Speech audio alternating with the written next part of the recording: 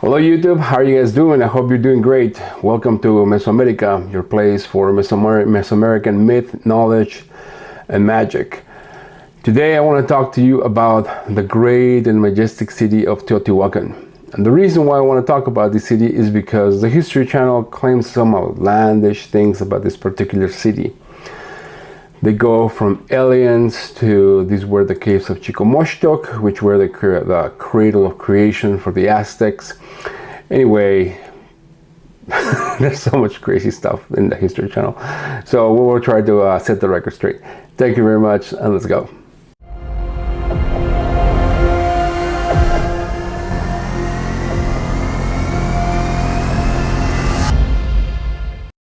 First of all, I would like to say that I am so grateful for people like Miguel Portilla, for the Institute of National Archaeology and History, INA, in Mexico, and the University UNAM, Universidad Nacional Autónoma de Mexico, in Mexico, and for all the great archaeology and history that they do. It is amazing that they keep churning away the wheels and creating such great material based on academic knowledge.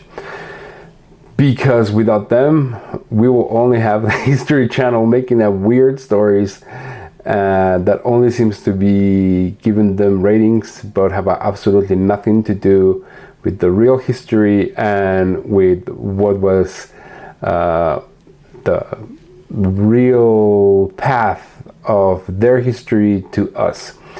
If it was just for the History Channel, we will all believe that Teotihuacan was an alien city, which it really wasn't at all. We know very little about Teotihuacan because Teotihuacan was just left there and it didn't have that many walls, but it was a very complex city. To this very day, we really do not know who really lived there, who were the leaders there, if it had kings at all or queens, we do not know. What little we do know comes from the story of the Toltecs, and it comes from the neighbors around the area of Cuicuilco, and a little bit now from the Maya, because now we're able to see that there's a connection between Teotihuacan and the Maya. Now, according to today's archaeology, today being 2023, we know that Teotihuacan was likely called Toyan by at least the Toltecs. And it seems that there was a relationship between Teotihuacan and the Toltec kingdom, whose capital was Tula. It seems that there was a very clear relationship between them because they seem to be worshipping the same god. They worship Quetzalcoatl, and they also seem to be worshipping this type of bird, snake, sometimes jowlery creature, which is kind of feathery.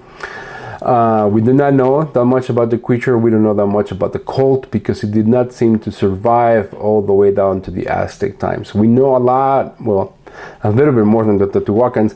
We know about the Aztecs and the gods that they worshipped and their cults and the way they perform certain ceremonies, and a little bit about their history, but let's just set the record straight. The Aztecs had nothing to do with the Teotihuacans, even though the word Teotihuacan is a Nahuatl or an Aztec word.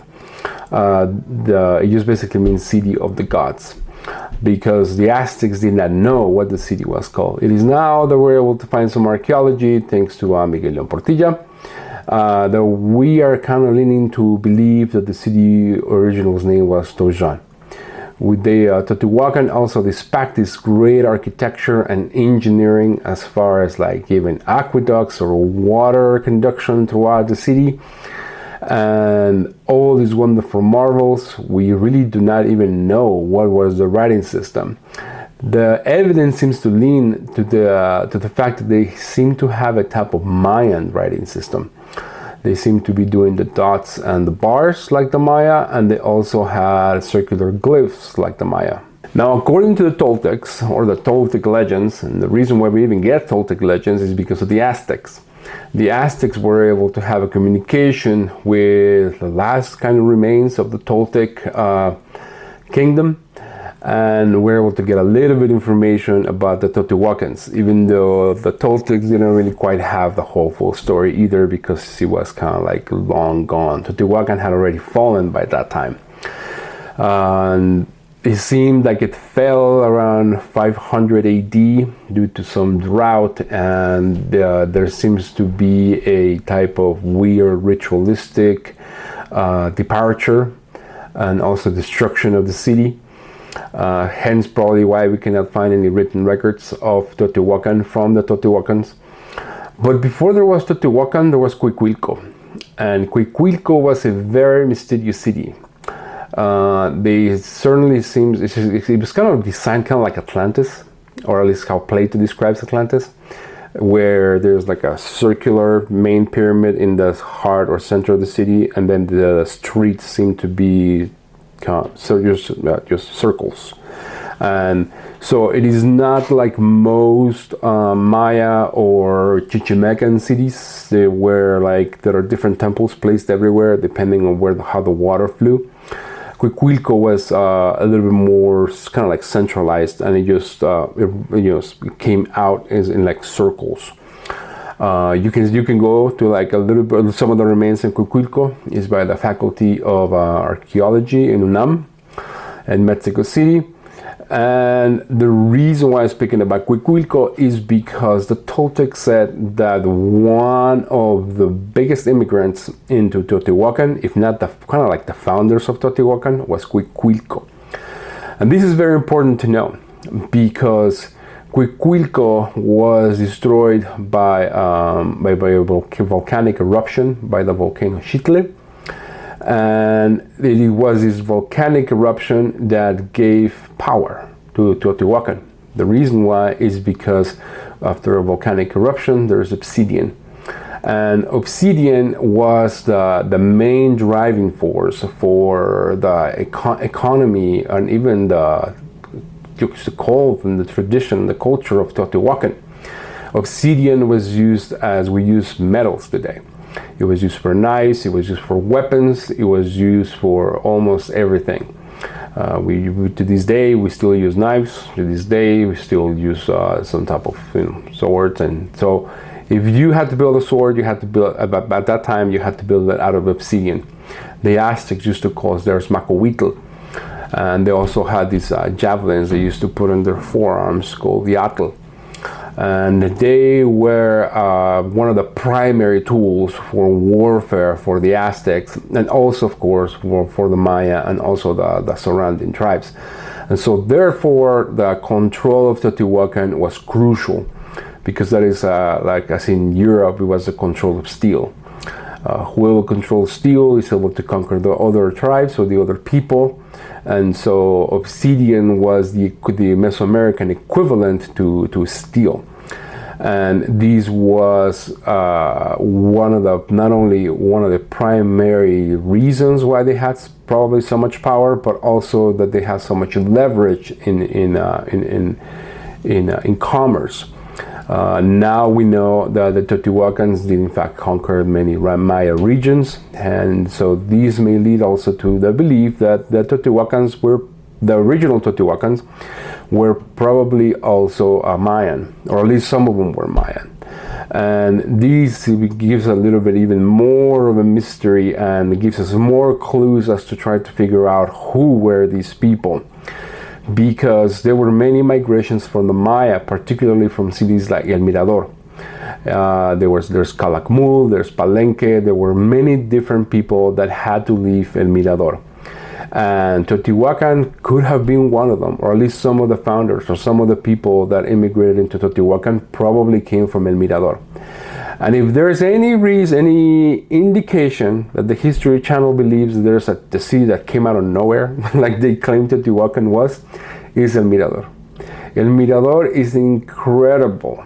It's like there is like a very advanced civilization that builds a huge, gigantic metropolis with the biggest concentration of population in the Mesoamerican world, with the most advanced literature, probably very likely the most advanced architecture and engineering. It did in fact came out of nowhere. we really do not know where the founders of El Mirador came from, or at least the archaeology doesn't tell us that. But Teotihuacan obviously is not that alien of a city. It was obviously very, very wealthy, thanks to its imports and exports of obsidian, and of course the warfare, which means tribute, which means probably people from surrounding areas or from other regions had to go to Teotihuacan and work on the pyramids or work on the irrigation systems that they used to flood the city. It was very strange because also the Aztecs did something very similar. The Aztec cities did not have streets like ours. They had small little aqueducts where they have the boats. They used boats to basically go through their streets. It was hard to go from one inlet to one inlet walking or even swimming, because usually boats were the way in which they transport themselves. And Teotihuacan seemed to have a very similar way of transportation. They seem to flood the whole city, and they have probably boats to go from one place to the other. And in fact, Teotihuacan even has like little irrigation dams for them to be able to control the level of the water there. And also, I heard from people in Oaxaca that back in the day, way before the arrival of the Spanish, the cities in the valley of Oaxaca, which is today kind of like the city of Oaxaca, it used to be flooded with water. So it seems that a lot of Mexico was flooded with water before the arrival of the Spanish. I'm not sure from which period to which period this happened, but it was certainly prevalent that Teotihuacan was underwater, Mexico Tenochtitlan was underwater, Oaxaca was underwater. I do not know if the Yucatan was underwater, because that is also a very volcanic region, and water sometimes just disappears. It just goes into like some ducts made maybe by the volcanic rock, and I don't know if it worked the same way in like when it goes now as Chiapas or Mérida or Guatemala. But we do know that a lot of southern Mexico, kind of like central Mexico, like Oaxaca, it was all filled with water. And so obviously it was Teotihuacan. And now, since this episode had to do with the claim that the History Channel makes that Teotihuacan was where the 7 caves of Chicomostoc was, let me try to give my theory as to where was Chicomostoc. First of all, Teotihuacan doesn't really have caves. It has tunnels. The whole underground city of Teotihuacan is filled with tunnels. Very few of them have been uncovered. There's some that are still there. They're kind of unsafe. And archaeologists are hesitant to try to make them open to the public, because they don't really know quite how those tunnels work. Let me give you an example. The pyramid of Quetzalcoatl in Alameda of Teotihuacan was a place where people thought there were no tunnels. They just didn't think of it. But there was a period in Mexico, there was a lot of rain, and it just uncovered a tunnel. Well, archaeologists thought, oh, well, cool, let's go into the tunnel. So they started to excavate the tunnel, and they started to lean the pyramid of Quetzalcoatl forward. And yes, there's a tunnel. They discovered some really cool stuff. I should probably make an episode about this because it's very interesting. But the problem was that since archaeologists, or even hydrologists, or even civil engineers, or even engineers of this day do not understand how the pyramid of Quetzalcoatl, or even the whole city of Teotihuacan works. It is obvious that it had a lot of water, but we do not know how it worked. It is just a strange place, and as a result, the archaeologists don't want to mess with it because it's kind of like having a very dangerous, weapon or structure where if you don't really know how it works, you better leave it alone. Otherwise, things may just get destroyed. And even though the pyramid of Quetzalcoatl had already been destroyed by a previous president because he believed there was gold inside the pyramid, they couldn't find anything, or at least theoretically they didn't find it, or at least they didn't report that they found anything, even though they stopped at one point. And so they said that they didn't find anything, even though some archaeological pieces have been found in his house and some of his lover's house. Well, that's not the story. But the structure of the Pyramid of Quetzalcoatl has already been destroyed ever since the early 1900s. And today it's now a steel thing. People are no longer attached, are no longer allowed in there. Before I was able to touch it. Now no people are no longer allowed to even come close to it because now it's tilting. And the reason why is because we don't know how it works. But one thing we do know for sure is that there are no gigantic caves like the ones described by the Aztecs as the caves of Chicomostoc. What we do know is that, theoretically, is that there was a guy named Kincaid up in the Grand Canyon that supposedly found a huge, gigantic set of caves. Some of them had 7, some of them have 13 different caves. It was huge, it was huge. There were different graves. There was evidence that some people lived there. And these are caves. And there are ruins of caves. And there's archaeological evidence, according to Kincaid, that very large groups of people lived there, that they have different types of cultures based on his description of the architecture. And if I were to make a guess, those were the caves of Chicomostoc. But unfortunately, this theory cannot either be proved or disproved because the American government does not allow anybody to go there. The Smithsonian claims that these Kincaid reports are not there, even though they were published in newspapers. But the Smithsonian claims that there's nothing there, and nobody should be going there because it is just off limits.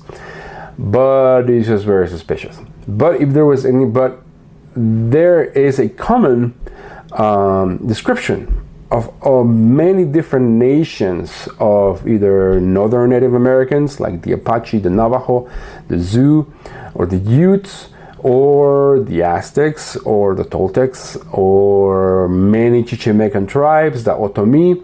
They will all tell you the same thing. They will tell you we came from the ground, we came from caves. This is a common narrative.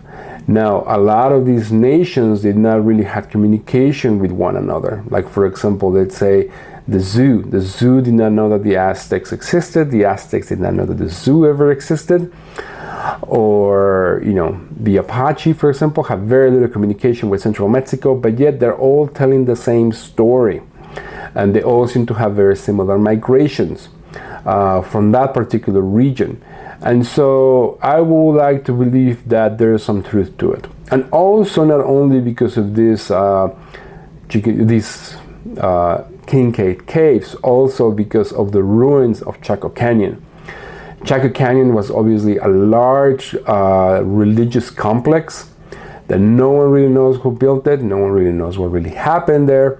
But it took great effort and a lot of time to build. And it is obviously built within the same architecture as the Aztec cities or the Mayan cities, where it celebrates or it tracks the equinox of the sun, it tracks the solstices, and also tracks the moon. And in some cases, it seems to be tracking the movements of Venus, much like the Maya, much like the Aztecs did. This was central for the religion, it was central for warfare, it was central for their culture and their gods. Their whole theology is based on stars. Anyway, I hope that you like this episode. Let me know what you think. I would love to hear your comments. Please, if you have any suggestions as to what will we go from here, like what episodes would you like to see, what would you like to learn, I would love to hear from you guys. Thank you very much and have a great one. Bye-bye.